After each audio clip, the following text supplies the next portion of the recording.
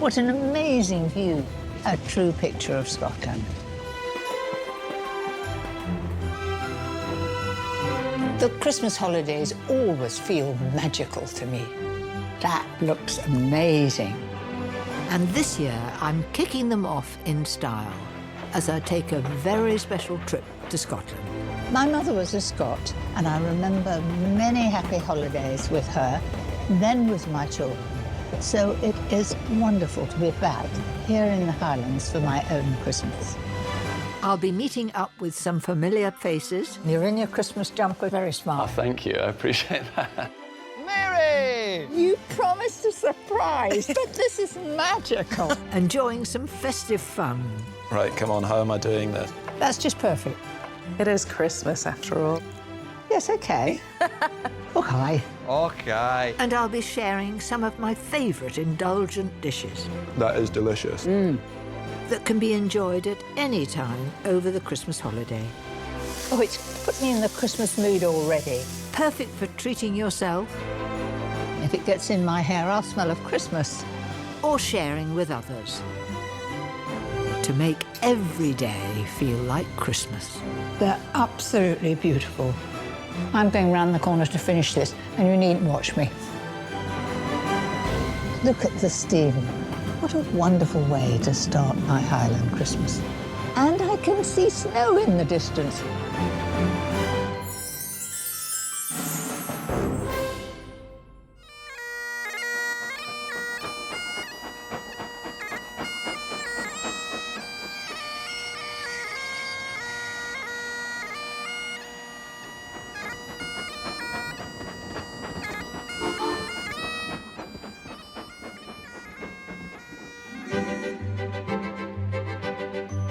I've always been exceedingly proud of my Scottish heritage, and where better to have a family Christmas break than the Highlands of Scotland. During my visit, I'll be rustling up some Scottish-inspired dishes, including my show-stopping Christmas Cranachan wreath, warming Highland pie, great for sharing, classic cheese fondue with a very special twist, my rich chocolatey Bûche de Noël, and many more recipes to enjoy over the festive season.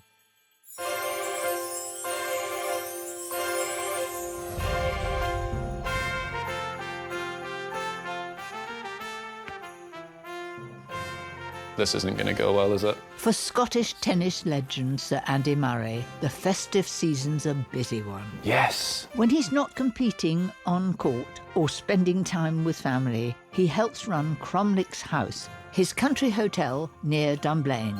So what do you think of the Christmas jumper this year? Very colourful. And that llamas that are on it? Yeah, I think it says La La La on it, so that's That's the clue. It's quite modest for you. I've seen far worse than that.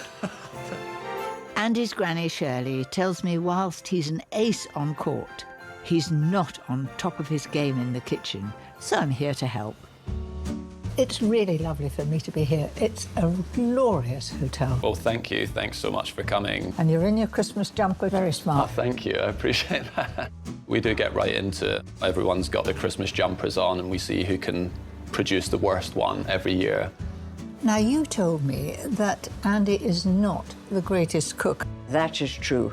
I think now he's got a large family that he could do just a little bit more to help in the kitchen instead of just producing eggy bagels. Yeah, eggy bagels is my speciality at home, which consists of me taking the bagels out of the packet, popping them in the toaster, frying an egg, and then brown sauce on the top. Yeah. But to do one thing well is good. Granny, you're quite a cook and famous for your shortbread. Yes, And you make it for the hotel. I do. I have been making it for more years than I care to remember. When we would go to tournaments all over the world, if Gran came to watch us, she would bring a tin of her shortbread. You were always very keen to get the tin back. My mum said your shortbread never lasted long, but yeah, we always made sure the tin Yes. came home.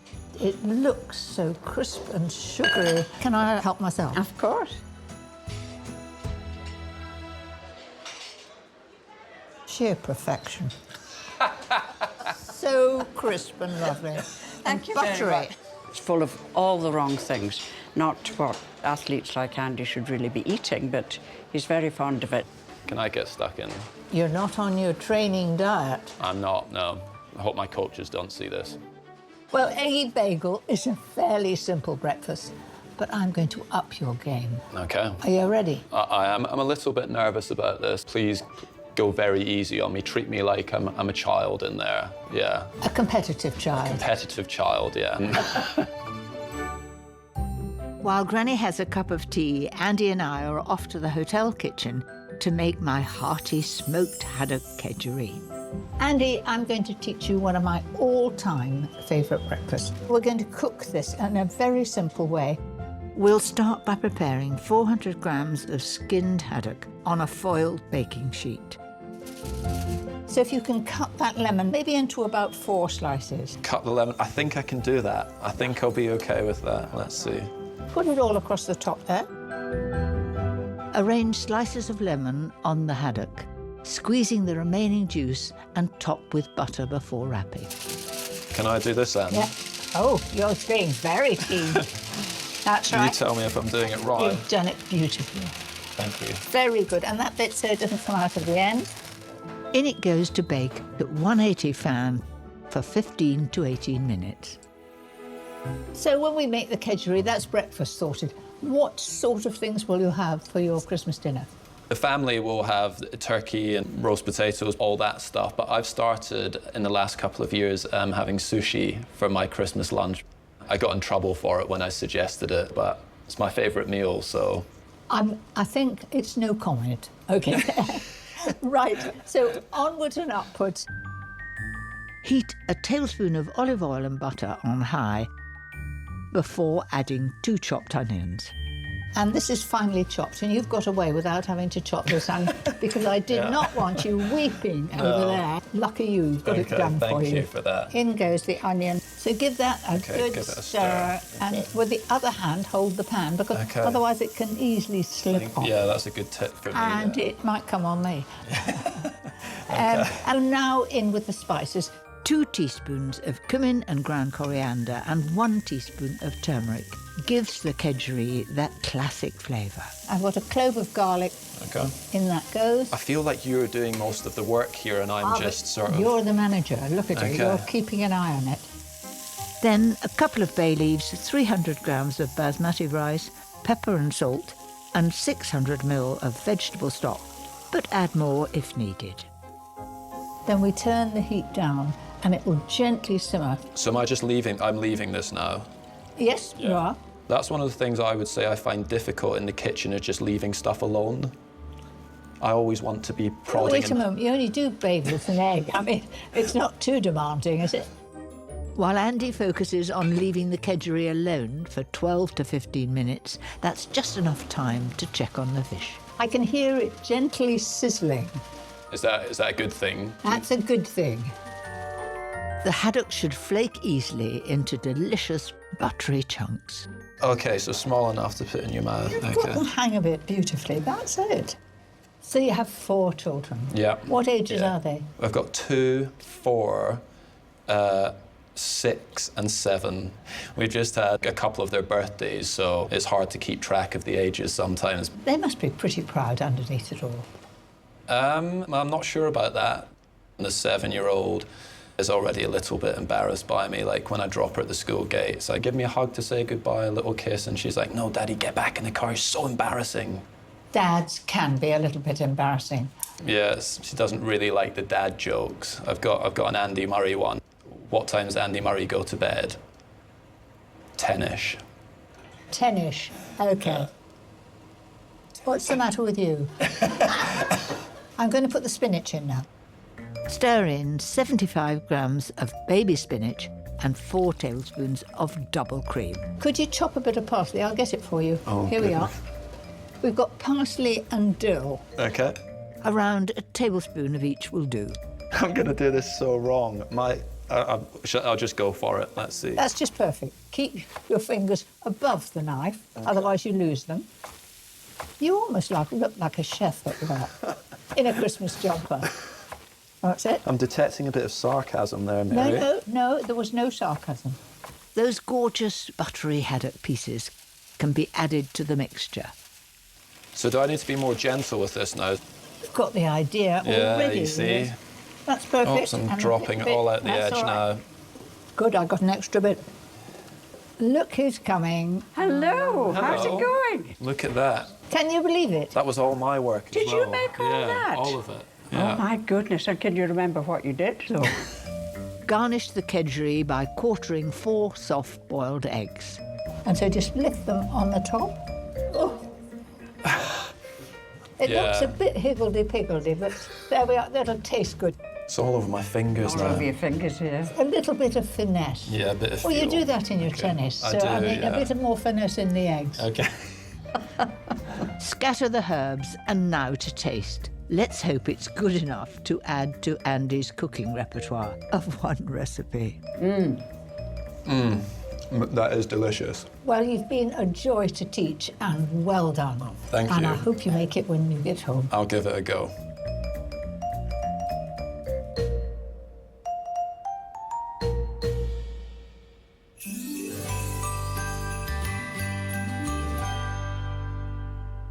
My mother was a Scot, and one of her great favourites was Cranachan, and I've taken a bit of a twist on it with my Pavlova. For those who haven't tried the traditional Scottish dessert, Cranachan, it consists of porridge oats, berries, whipped cream, and of course, whiskey. But I'm doing something quite different and putting it in my Pavlova. This is a stunning showstopper, but deceptively simple to make. Start by preheating the oven to 140 degrees and whisking 6 large egg whites on full speed until light and frothy. Now, you see, it doesn't really hold its shape. It looks like cloud. So when it's at that shape, I'm going to start adding the sugar. Add 350 grams of caster sugar a little at a time so that the sugar gets completely incorporated into the egg whites. Look at that. It's holding its shape, up like that. I know you want me to tip the bowl on top of my head. I'm not going to do that because it could drop, but you can see it's really, really firm. That's what you're aiming at. It's not difficult. Mix 1 teaspoon of white wine vinegar with a teaspoonful of corn flour. Add to the egg whites to give the pavlova a lovely gooey centre. Every scrap going in there. Make sure it's really well mixed. And look at that. Beautiful. Draw a 30-centimetre circle on non-stick paper and then a 15-centimetre circle in the centre to use as your guide for that delicious pavlova mixture. Very often I've got a pavlova or a meringue all ready to fill because you never know who's going to come and you want to make a special pud, and this is just a perfect way of serving it. I'm making this a wreath shape because it's so easy to cut pieces off it, sort of wedges. Whereas if you make 2 big circles, it crumbles. It doesn't look as good when it gets to the plate, but I promise this will. Now, scoop out a shallow trench in the pavlova for the Cranachan to sit in. And believe it or not, because we've done the meringue part perfectly, that won't move. What does happen when you put it in the oven, it gets a few cracks. Now, there's no need for you to weep about that. Part of the charm of a pavlova is the little cracks. Don't worry, it all looks homemade, it looks beautiful, looks tempting. I think everybody's going to say, yes, please, and may I have a second helping? That beautiful pavlova wreath can now be put in the oven and immediately drop the temperature to 125 and bake for 1 hour, 15 minutes. Once crisp and cooked, leave in the oven to cool. Just enough time to finish decorating my tree. And there it is. Looks pretty good, doesn't it? So, to the Cranachan, I've got a pan here and I'm going to toast the oats and the light muscovado sugar. So just a good knob of butter. Do you think the knife's quite big enough? That's it. Good knob of butter in the pan. Fry 75 grams of porridge oats and 25 grams of sugar until the sugar has caramelised around the oats, giving them that light golden colour. So put this to one side, let it get stone cold, and then we'll be adding it to the whipped cream and whiskey. Whip 600 ml of rich double cream before adding 2 tablespoons of whiskey. The smell alone is knocking me out. That's it. Stir in 2/3 of the crunchy caramelised oats. I'm going to add half the raspberries. They're really beautiful. Fold those in very carefully. That's it. And all I have to do now is to fill my pavlova. This is the bit that I like so much. It's sort of a bit like being in the theatre, isn't it? Doing the final act. Then arrange the berries and pomegranate seeds like precious stones on the wreath, with a final sprinkling of those caramelised oats. And then you might think this is a bit over the top, but I thought I would like to see some Christmas trees. So I've got here a rosemary plant. I'm going to just pinch out, just have a bit of imagination here. Pinch out little Christmas trees, just put them in here like this.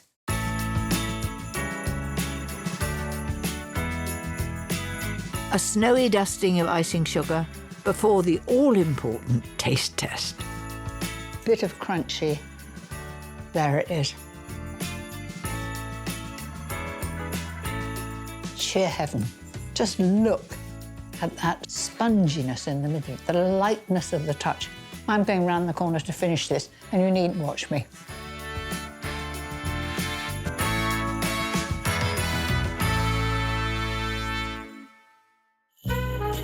I'm always happiest amongst the hustle and bustle of friends and family.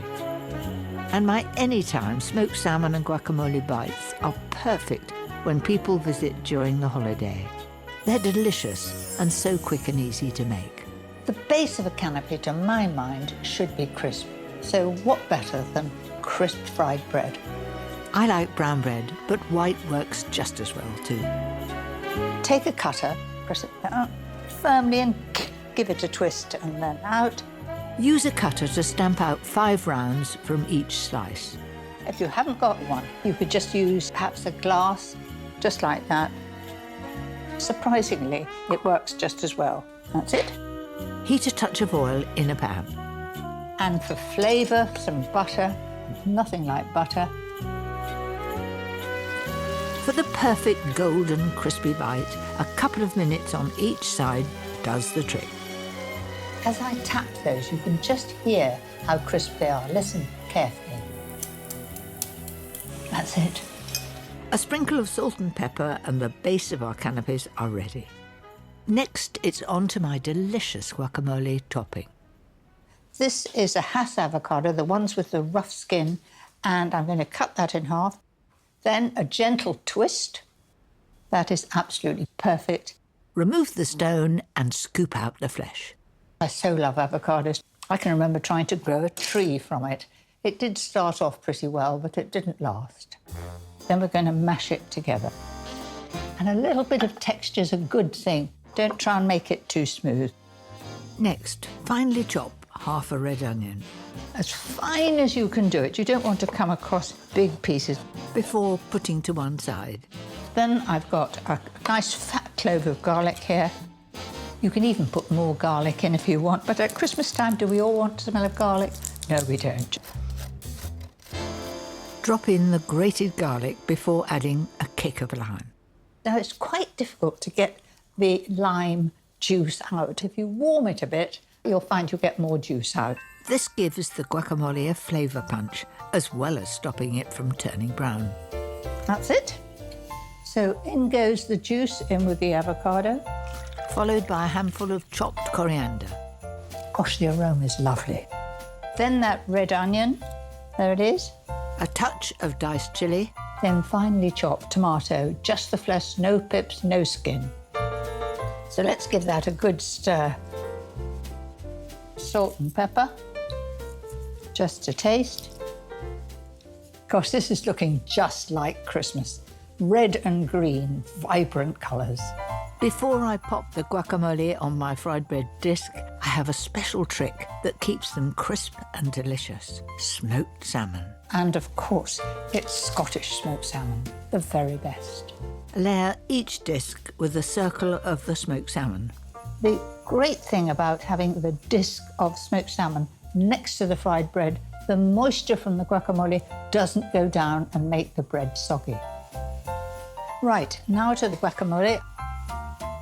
Dollop on top, then a little bit of salmon. And finish with a garnish of coriander. Gilding the lily.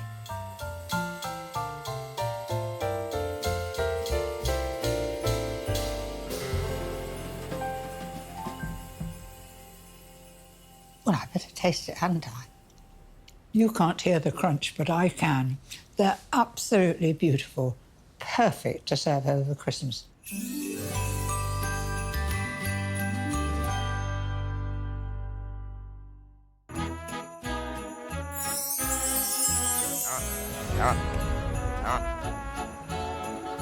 I'm meeting Scottish comedian Ian Sterling, and where better to meet at Christmas than a reindeer farm?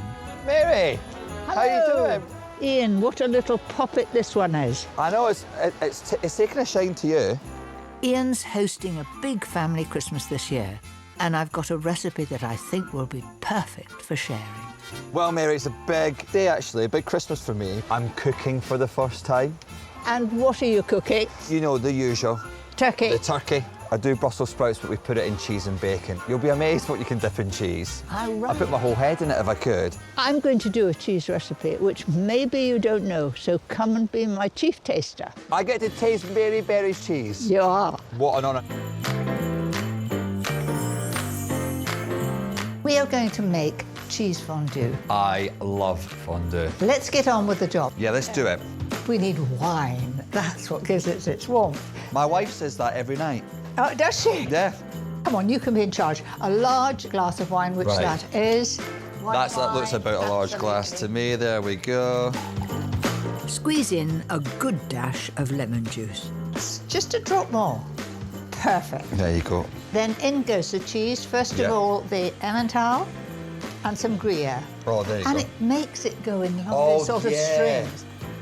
Well, you see, Mary, my wife's Irish, I'm Scottish, but we live in England now. So we're having both families down this year for the first time. So we're very excited to sort of have all our families together. And this feels like the sort of thing you could rustle up relatively quickly around a big table. This would be ideal, quite simple to do. Simple, and also there comes a time when after Christmas you've got a few leftovers. What sort of things do you have left? You always make too many Brussels sprouts, don't you? There's no such thing as too many sprouts, especially with this recipe. What's great about cheese fondue at Christmas time is you can use the leftovers for dipping. Pigs in blanket, roast potatoes, perfect to drop in there. Well, this is all my favourite things on a table. And I love cheese, so it'd be perfect to dip some leftovers. Classically, you always had chunky pieces of slightly stale bread to dip into it. And the rule is, if by any chance you lose it, you have to buy the drinks for everybody else. That's a lovely idea. And the girls had to give a kiss to everybody, but I'm not quite sure about that. Yeah, not nowadays. That was of its time. The old fondue rules. This is really bubbling up now. We'll turn that down. Yeah, I could see you round a sort of open fire. Were you in, like, the Girl Guides or anything when you were younger? Oh, hi. Okay. I was. I had all badges all down my arm, and I had a cooking badge. Cooking outdoors, the food tastes so much better. After 4 to 5 minutes of a gentle simmer, the fondue's ready for thickening. You want a little quick whiff? That'll knock you out. Oh, my gosh. 1 tablespoon of cherry-flavoured brandy kirsch and 1 tablespoon of corn flour helps to keep the cheese smooth as well as adding to the flavour. There we are. I'm going to pour that in. As soon as it's piping hot, the fondue will start to thicken. And I'm going to put a little bit of pepper and salt. I like to see the flecks of pepper. That's it. Yeah. Cheese is quite salty, so just a little. Give it a gentle whisk to make it beautifully smooth, and it's ready for dipping. I'm putting it very firmly on here because I don't want to lose it. If I lose it, I've got to give you a kiss. Don't tell my I think wife. I'll behave for the first bite. That is looking good. You see how it clings round the bread? It's rather hot, so be careful. I can't wait. I'll have a little try. So here we go. I don't want. Can I make? Don't get it in that I might do moustache. that. Oh, pathetic. No, how dare you? How dare you How at Christmas? pathetic. You don't need a plate. You keep twisting. Oh my. That's amazing. I'll try the pig in blanket. Right, I'm going to have a go. Great. Nice. Honestly, this is perfect. Thank you, Mary. This is such an easy way to use up all those Christmas Day leftovers. Kids will love it, grown-ups will love it, and worst case scenario, one of your bits falls into the cheese and you get a kiss from Mary Berry. Oh. So everyone's a winner.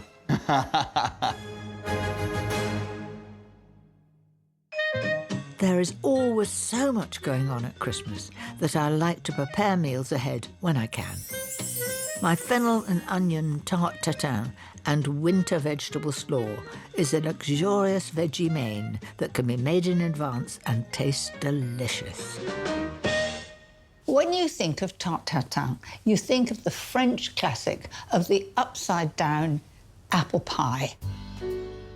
Well, how about having a savoury one made with onions, fennel and sage? I think you'll like it. So to start with, instead of the apples, let's cut the onions up. 5 slices from each one. You can always use the ends up in soup. Thickly slice 2 fennel bulbs. Make sure that you keep the root on, otherwise all the pieces will fall apart. So it's no good trying to cook fennel, straight roasting it, because it just doesn't become tender. So gently boil the fennel for a couple of minutes first, then add the onions. Trying to keep them into the ring. So I'm going to leave that for another 3 minutes. Whilst the vegetables are softening, I'm going to make the glaze. We need 50 grams of butter. Real butter, no substitute. Let it sizzle away there. In goes 25 grams of light muscovado sugar and 3 cloves of grated garlic. So we can just cook those together until it's shiny. This sugar glaze will turn the vegetables into a delicious caramelised treat. Draw it off the heat, and while I've been doing that, the onion and the fennel is ready. So I'm going to lift it out.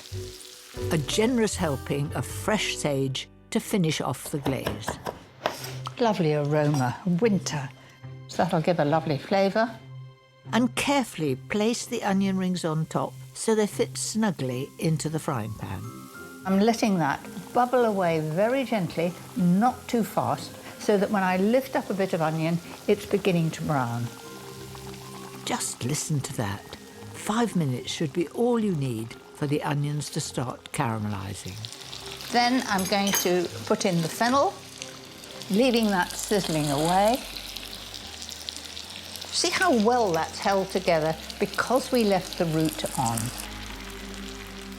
Salt and pepper and a drizzle of balsamic glaze for extra flavour.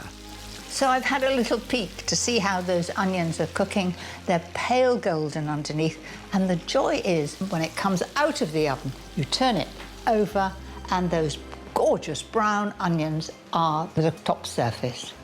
Now to roll out the pastry for the top, which of course will eventually be the bottom. What I'm aiming is to have a circle of pastry the same size as the pan. Ready-rolled puff pastry works perfectly well here. Everybody brings different things when they come on holiday. Some people have a pillow that they insist on taking with them. I always take my rolling pin. It's not a fancy rolling pin, it's just solid wood.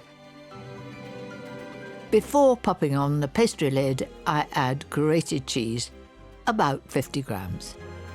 The Parmesan cheese goes over the top of the vegetables and just holds it together. Otherwise, when you cut it, it would all fall apart. And finally, the pastry goes on. So you don't do anything fancy, you don't have to crimp it, you don't have to do anything other than just press it like that. Into the oven it goes at 200 fan. After 25 minutes, the pastry should be a beautiful golden brown. Remove from the oven and rest for a further 10 minutes. So meanwhile, I'll get on with my slaw. The slaw that I'm going to make is celeriac and sweet potato. I bet you've never had a sweet potato slaw. This will be a first. For the slaw dressing, I'm using both the zest and the juice of a lime, along with a tablespoon of white wine vinegar.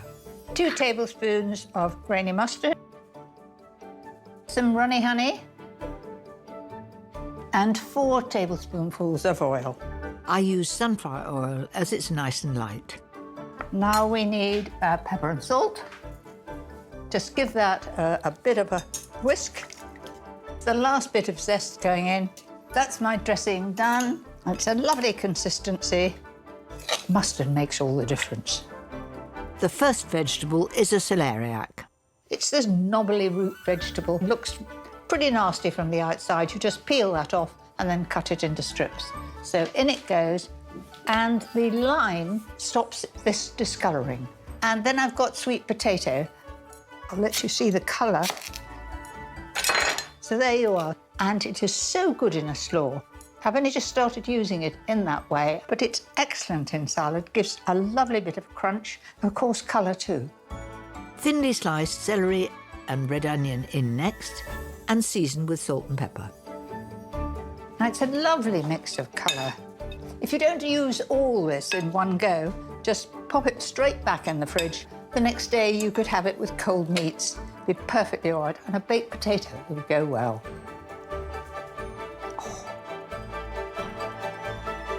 Piled nice and high.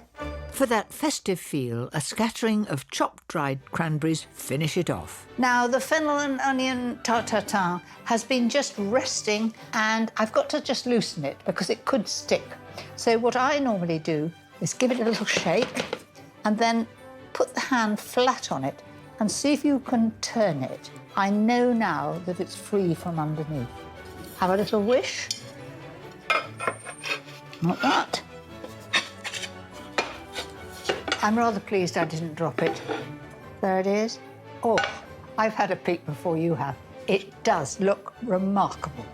Look at that. A final sprinkle of crisp fried sage leaves for the top. And there you have it, a deceptively easy recipe that will really impress. So 2 different ideas for vegetarians. Both are a great addition to the Christmas table.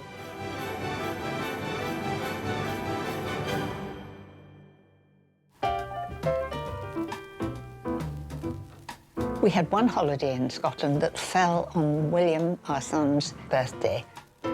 I telephoned the fishmonger in Elgin and I said I would like to order a salmon, but I had no idea how I was going to cook it. I had no vessel, no fish kettle or anything.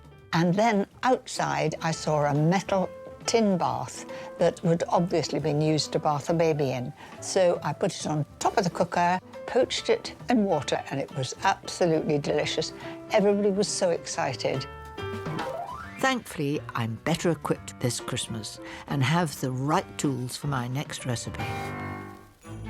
Steak pie on New Year's Day is a much-loved Scottish tradition. This is my take on the recipe, my very own Highland pie.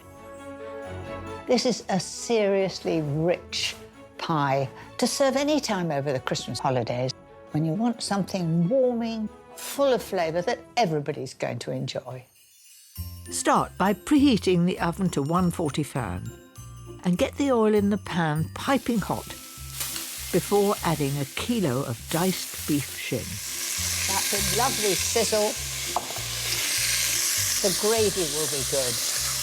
I'm married to a gravy man, so I'm really hot on getting good flavour to the gravy. Now set that golden brown beef aside.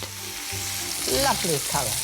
Then I'm going to add the onion first. That's 2 onions and 3 sticks of celery. Doesn't have to be cut up too finely. Fry in that deliciously aromatic oil for 4 to 5 minutes and add 2 cloves of grated garlic and a tablespoon of chopped thyme. I'm going to put the meat back in with the vegetables. The smell, oh, it's put me in the Christmas mood already. Now, this is a really rich beef pie, so I want a good slug of wine, in fact, half a bottle of wine. There it is, and I didn't drink the first lot either. Mix 50 grams of plain flour with 500 mils of red wine, a little at a time for a smooth consistency. Stir that until it's beautifully smooth. In goes the wine and the flour, straight in there like that. Boost the dish with 300 mils of beef stock for an even richer flavour. Give it a good stir. I want to get that sediment off the bottom of the pan, all adding an excellent flavour. A good tablespoon of tomato puree and, of course, salt and pepper before bringing it to the boil.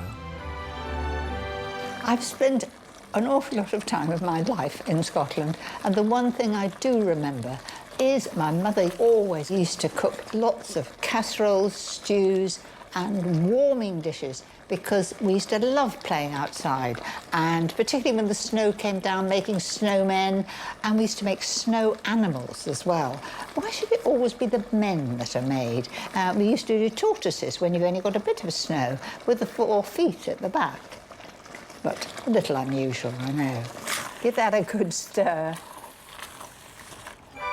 Cover with a lid and in it goes at 140 fan for 3.5 to 4 hours until the beef is really tender. That smells wonderful. Now, pickled walnuts. You may not have these in your kitchen, but you can get them from most good supermarkets. We have pickled gherkins, pickled onions. Why not pickled walnuts? I love them. They certainly add a little extra to my pie. Pop the walnuts straight in, give it a stir, and now we can make it into a pie. First of all, I need to support the pastry. I've got a little espresso cup here. You put it in there before you put your meat in, and during the cooking of the pastry, it sucks up the gravy, and so the last person gets plenty of gravy, and that might be me, and I love gravy. Spoon that gorgeous tender beef into an oven-proof pie dish. That's it. And leave to cool. Having lined the edges of the dish with pastry, brush gently with beaten egg before carefully placing the lid on. And then I'm going to crimp the edges. I'm going to just crimp it in the way that my mother always used to. And so you just press it in and pinch. Press it in and pinch all the way around like that. What better way to say Christmas than with pastry? That looks okay. And then to let this steam out, 2 little holes here. That's it. And another one the other side. Cook in the centre of the oven for about 45 minutes at 180 fan. It's as simple as that.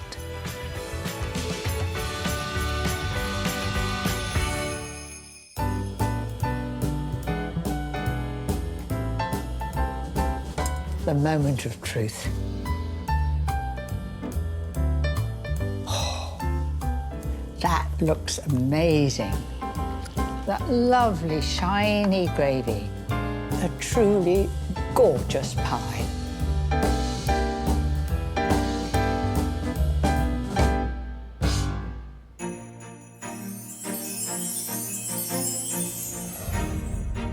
Christmas is a perfect time to make memories with friends, and I've invited multi-award-winning singer and self-confessed nervous cook Emily Sandé to lend a hand with my next recipe. My decadent Bûche de Noël, made with a chocolate Swiss roll, filled with whipped cream, hidden under piped chocolate ganache. Now, you're not in your comfort zone. You'd rather be singing, but you are the original party girl, is that right? Yes, I do enjoy a Christmas party. Cooking, I'm not, I'm definitely out of my comfort zone, but Christmas parties I can do. Well, this is a real Christmas party dish. Bûche de Noël, which is a chocolate Swiss roll. Okay. It's rich. It's got lots of chocolate in. Is chocolate one of your favourites? It is actually, yes. Begin by melting 180 grams of plain chocolate, before separating 6 egg whites from the yolks. Were you actually born in Scotland? No, I was born in Sunderland in England, and then I moved up to Scotland when I was 5. So it's a lovely place to come home to at Christmas because it usually snows and you get the real Christmas feeling. You have, in fact, sung in very grand places, the Olympics and the White House. The White House, yes. It's amazing where music will take you. Do you sing while you cook? I do, on the rare occasion I'm cooking, yeah. I do enjoy singing. Who does the cooking? Well, my dad's a really good cook.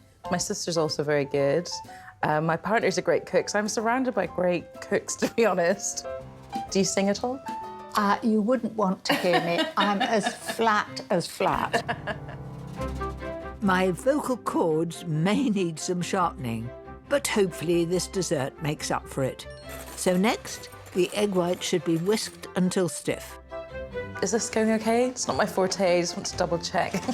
I think you're doing an excellent job. Taking it here. very seriously. There it is, look at that. Yes. Absolutely beautiful. Put that to one side and whisk 175 grams of caster sugar with the egg yolks before gently mixing in the melted chocolate. Carefully add the egg whites into the beautifully smooth mixture. You see, there's lots of little bubbles there. I don't want to lose them. So instead of sort of beating hard, I'm going to stir it and cut through the middle. Stir it and cut through the middle. That's called folding. Have a go. Okay, stir. And cut through. That's it, right around the outside. Takes a time, but it's good. Okay. And finally, in place of flour, 25 grams of cocoa is sifted into the mix for an intense chocolate flavour. We're quite a good team, aren't we? There we are. Right, 2 hands, Emily. In you go, tip it in. Smells really nice. Smells good and chocolatey. And into the oven it goes at 160 fan for about 25 minutes.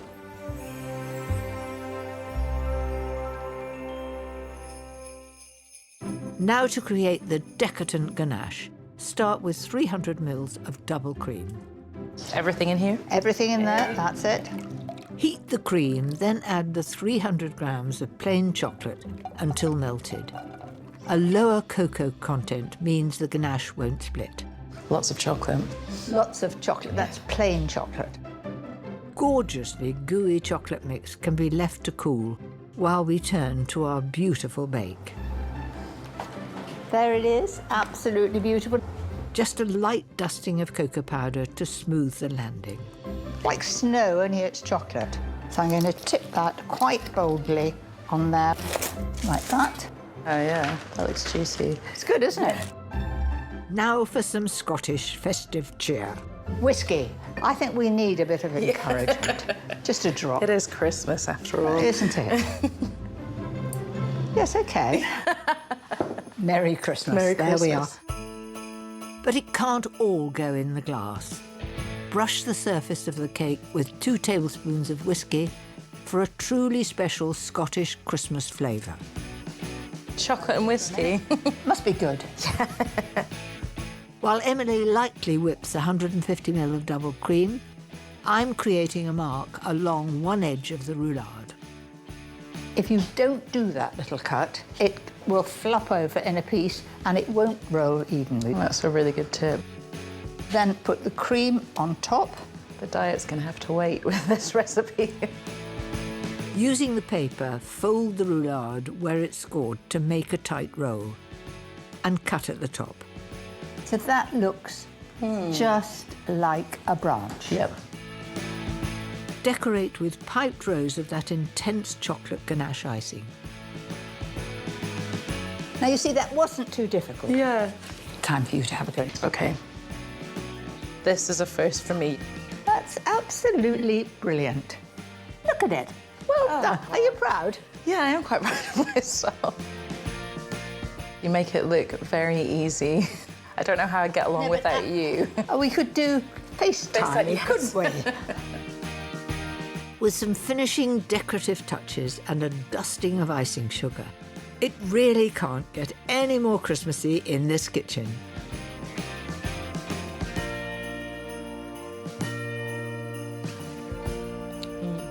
Is it going down well? So well. Oh, I almost forgot. We've got some whiskey here. Yes. Here's to you. Cheers. Thank you so much for having me. And as a thank you, I've arranged a surprise for you. You just grab your jacket. We're going outside. Right now? Yes. Okay, come on then. Walking in a winter wonderland. In the meadow we can build a snowman. Then pretend that he is Parson Brown. He'll say, are you married? We'll say, no, man. No, man. Now you can do the job when you're in town. Later on, we'll conspire as we dream by the fire to face unafraid the plans that we made. Walking in a winter wonderland. Walking in a winter wonderland.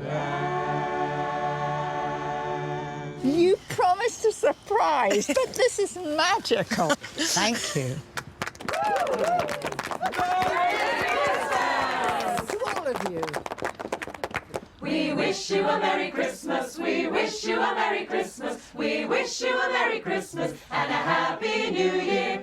Good tidings we bring to you and your kin. We wish you a Merry Christmas and a Happy New Year. We wish you a Merry Christmas. We wish you a Merry Christmas. We wish you a Merry Christmas and a Happy